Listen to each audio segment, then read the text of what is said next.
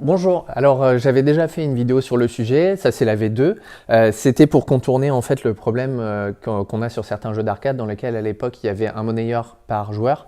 Et là on a un seul bouton crédit, donc on peut jouer que avec le player 1. Donc solution numéro 1, c'était d'atteindre les menus de configuration profonde du jeu et d'aller le mettre en free play. Voilà, plus besoin de mettre de crédit du tout.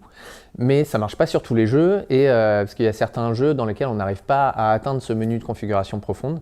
Donc il y a une solution bis qui m'a été proposée par Alexandre, merci à lui, et je vais vous montrer ça tout de suite.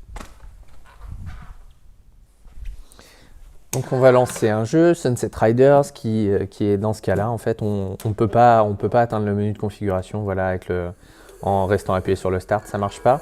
Mais on peut aller dans RetroArch. Et RetroArch, c'est le menu de configuration profonde de l'émulateur ce coup-ci. Et pour l'atteindre, on appuie sur Crédit et B à la fois. Donc ici, c'est le bouton jaune. Je vais aller dans les touches, touche du port 1. Et je vais chercher en fait, alors je pourrais mettre le bouton crédit sur n'importe quel bouton. En fonction du jeu, en fait, on va choisir un bouton qui est pas ou peu utilisé. Donc là, ces deux-là, ils sont pas utilisés. Moi, je vais choisir celui du haut, le rose. Et donc ce bouton-là, c'est le bouton L. Donc je vais chercher la ligne bouton L. Et je peux lui attribuer une fonction différente. Là, en l'occurrence, je vais choisir coin. Retour, je vais faire pareil sur les touches du port 2, donc le player 2.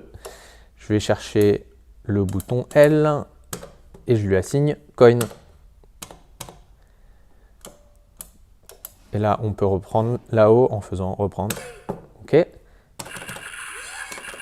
Et c'est bon, on peut jouer à deux. Voilà.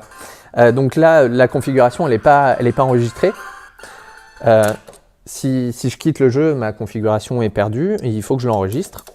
Donc voilà, ça vaut le coup de tester quand même. On le fait, on teste, et si ça marche bien et que c'est bon, on retourne dans RetroArch et on l'enregistre.